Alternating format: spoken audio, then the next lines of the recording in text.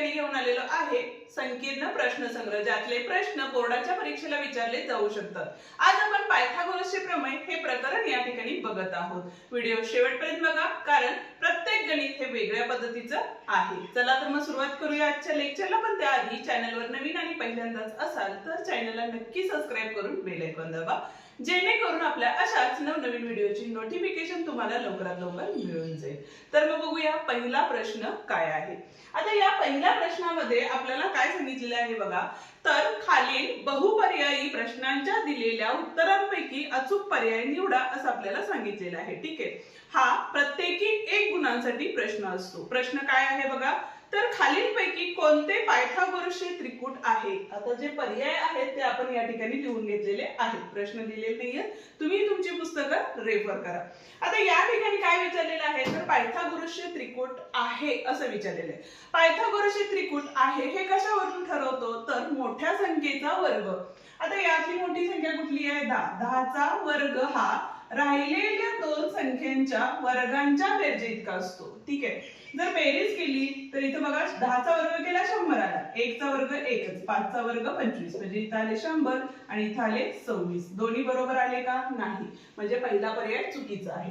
दुसऱ्या पर्यायाकडे गेलो तर इथं बघा 5 आहे, 5 चा वर्ग 25 झाला, 3 चा वर्ग 9 झाला आणि 4 चा वर्ग 16 झाला। आता हे रिकाम्या जागा आहेत, म्हणजेच पर्याय निवडा आहेत, त्यामुळे डायरेक्ट गणित तुम्ही करू शकता। ठीक आहे, तर इथे किती झाले, 25 झाले। इकडची बाजू सुद्धा किती आली, 25 आली, म्हणजे पर्याय क्रमांक बी या ठिकाणी बरोबर आहे। ठीक आहे, जाऊया दुसऱ्या प्रश्नाकडे। आता दुसरा प्रश्न किती फिरवून विचारलेला आहे बघा, तर काटकोन त्रिकोणात काटकोन करणाऱ्या बाजूंच्या वर्गांची बेरीज 169 असेल तर त्यांच्या कर्णाची लांबी किती।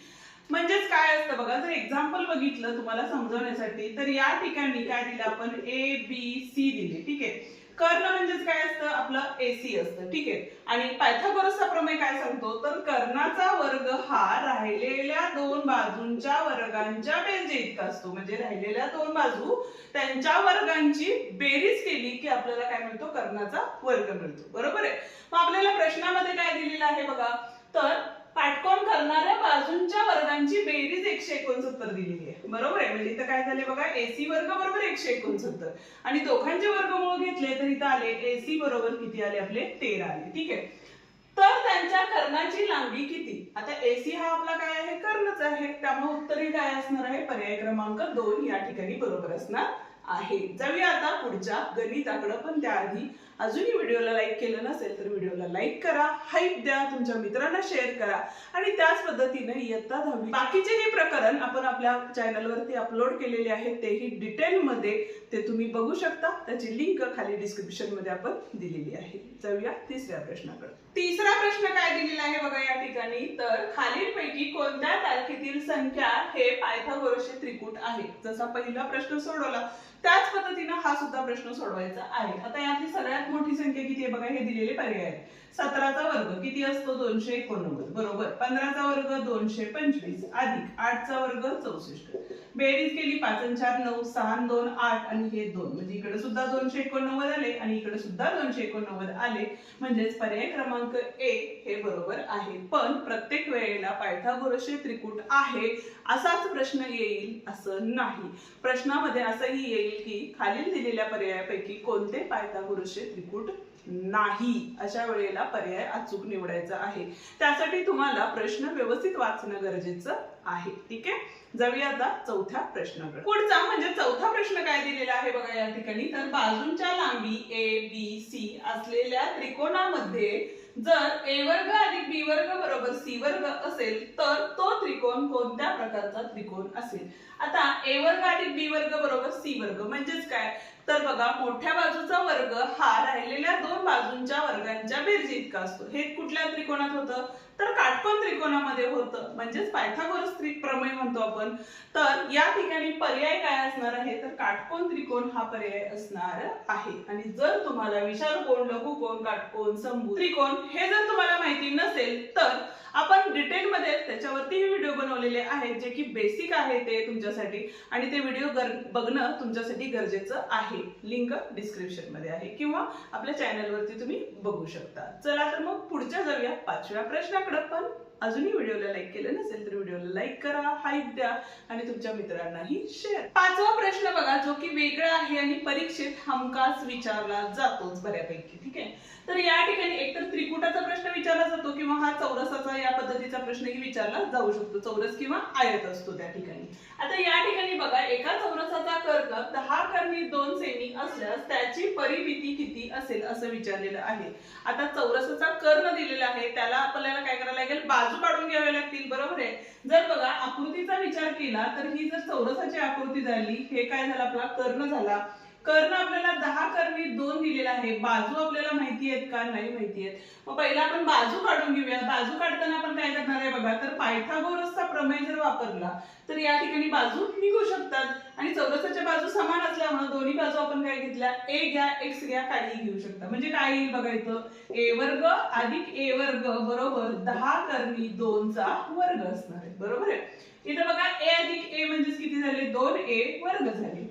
इथं बघा 10 चा वर्ग हा किती झाला, 100 झाला. बरोबर आहे. आणि कर्णी 2 चा वर्ग हा किती असतो, 2 असतो. आता इकडे पण 2 आहे, इकडे सुद्धा 2 आहे. मग राहिलं काय, तर ए वर्ग बरोबर 100 राहिले. मग ए बरोबर किती असणार आहे, या ठिकाणी 10 असणार आहे. म्हणजे बाजू आपल्याला किती मिळाली, 10 मिळाली. बघा मगाशी मी तुम्हाला सांगितलं की जर तुम्ही प्रश्न व्यवस्थित वाचले तरच तुमचे पर्याय बरोबर येतील. आता जर इथं तुम्ही असं केलं की बाजू टिक केली, आता 10 हा पर्याय सुद्धा आहे, टिक केलं तर तो चुकीचा येणार आहे. का, तर आपल्याला परिमिती काढायला सांगितलेली आहे आणि चौरसाची परिमिती ही काय असते, तर 4 गुणिले बाजू असती. म्हणून 4 गुणिले बाजू किती आली आपली, 10 आली आहे. म्हणजे 10 चौक 40 झाली. म्हणजे चौथा पर्याय या ठिकाणी बरोबर असणार आहे. ठीक आहे, गणित जेवढं तुम्ही समजून घेऊन सोडवाल तेवढं गणित सोपं होत जातं. 6वा प्रश्न बघा काय सांगितलेलं आहे, एका काटकोन त्रिकोणात कर्णावरील शिरोलंबामुळे कर्णाचे 4 सेमी व 9 सेमी लांबीचे 2 भाग होतात, तर त्या शिरोलंबाची लांबी किती. ठीक आहे, आता या ठिकाणी आपल्याला काय सांगितलेलं आहे बघा, एका काटकोन त्रिकोणात म्हणजेच बघा आपला हा काय आहे, काटकोन त्रिकोण आहे. ठीक आहे, काय केलेलं आहे, कर्णावरील शिरोलंबामुळे, आता हा जो लंबा टाकला आपण त्या लंबामुळे काय झाले, कर्णाचे 4 सेमी आणि 9 सेमी असे काय झाले 2 भाग होतात. तर त्या शिरोलंबाची लांबी किती, म्हणजे आपल्याला काय करायचंय, या लंबाची लांबी काढायची आहे. ठीक आहे, तर यासाठी आपल्याला काय करायला लागेल, तर भूमिती मध्याचा प्रमेय वापरायला लागेल. भूमिती मध्याचा प्रमेय काय सांगतो, जर नावं दिली आपण ए बी सी आणि डी, आपण हे काय केलंय, शिरोलिंब आहे. बरोबर आहे. मग शिरोलंबाचा कर्ण हा जे आपण काय केलेलं 2 भागात विभाजन केलेलं आहे त्यांच्या गुणाकारा इतका असतो. म्हणजेच काय असतं, तर एडी गुणिले डीसी इतका असतो. आता एडी किती आहे, आपलं 4 आहे. ठीक आहे, डीसी किती आहे बघा, 9 आहे. ठीक आहे, आता पहिली गोष्ट बघा, एका काटकोन त्रिकोणात सांगितलेले आहे म्हणून आपण काय घेतला, हा काटकोन त्रिकोण घेतला. शिरोलंबामुळे कर्णाचे 2 भाग झाले, हा जो कर्ण होता त्याचे 2 भाग झालेले. ठीक आहे, लांबीचे 2 भाग होतात तर त्या शिरोलंबाची लांबी किती, अशा वेळेला तोच प्रमेय या ठिकाणी लागू होतो. म्हणजे आता इथे किती झाले, 9 चौक 36 झाले. इथे आले आपले बीडीचा वर्ग, दोघांचा वर्गमूळ घेतलं तर बीडी बरोबर 6 आले.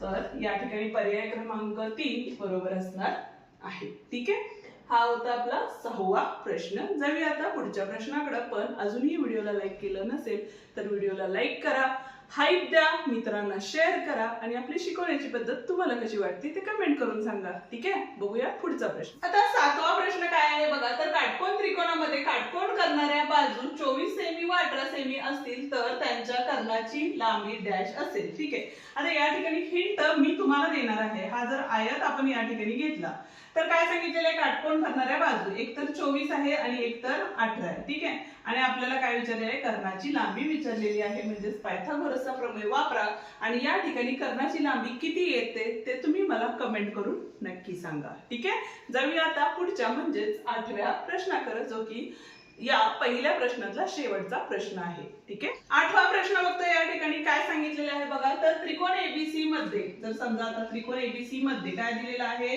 कोन ए बी सी दिला. ठीक आहे, AB बरोबर 6 कर्णी 3 दिलेली आहे. AB बरोबर 6 कर्णी 3 दिलेली आहे. AC बरोबर किती दिलेले आहे बघा 12 दिलेले आहे आणि BC बरोबर 6 दिलेला असेल तर कोण A चे माप किती? आता कोण A कुठे आहे बघा इथे आहे. ठीक आहे. अशा वेळेला काय करायचं तर कर्ण आणि जी दिलेली बाजू आहे ती बघायची. आता इथं किती आहे 12 भागिले 6 केले तर उत्तर किती येतं तर 2 येतं. 30 अंश कोणासमोरील बाजू ही काय असते तर कर्णाच्या निमपट असते. म्हणजेच उत्तर काय असणार आहे कोण A हा किती असणार आहे बघा 30 अंश असणार आहे. ठीक आहे. यासाठी तुम्हाला प्रमेय माहिती असणे गरजेचे आहे. आणि प्रमेयाच्या म्हणजे पायथागोरस प्रमेय हे प्रकरण असे आहे की इझिली तुम्हाला मार्क्स मिळवून देणार आहे. त्यामुळे त्यातला प्रत्येक प्रमेय हा व्यवस्थितच करा. त्याचे व्हिडिओ आपण डिटेलमध्ये आपल्या चॅनलवरती अपलोड केलेले आहेत ते तुम्ही बघू शकता. उद्याच्या भागात आपण क्वेश्चन नंबर 2 म्हणजे प्रश्न क्रमांक 2 पूर्ण सोडवून देणार आहे. त्यामुळे अजूनही चॅनलला सबस्क्राईब केलं नसेल तर चॅनलला सबस्क्राईब करून बेल आयकॉन दाबा जेणेकरून व्हिडिओ पडला की त्याची नोटिफिकेशन तुम्हाला लवकरात लवकर मिळून जाईल. धन्यवाद.